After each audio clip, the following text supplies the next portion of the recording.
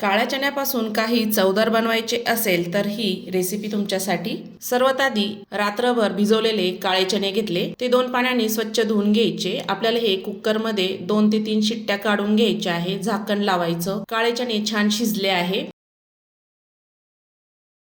गॅसवर आता कढईमध्ये 2 मोठे चमचे तेल टाकलं, मोहरी टाकायची, लसूण टाकायचा, ठेचलेला चिरलेला कांदा टाकायचा, छान परतून घ्यायचा।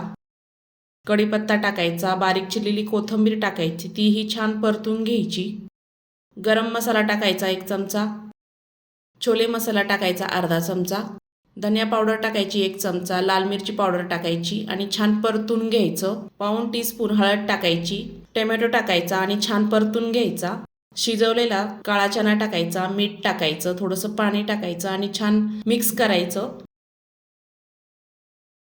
छान मिक्स झाल्यानंतर झाकण ठेवायचं, 2 ते 3 मिनिट छान शिजू द्यायचं। 2 ते 3 मिनिटांनंतर बारीक चिरलेली कोथिंबीर टाकायची। मस्त अशी काळ्या चण्याची नाश्ता तयार झाला। काळ्या चण्याची रेसिपी आवडली असेल तर नक्की ज्योतिष किचनला सबस्क्राईब करा। संपूर्ण व्हिडिओ पाहिल्याबद्दल धन्यवाद।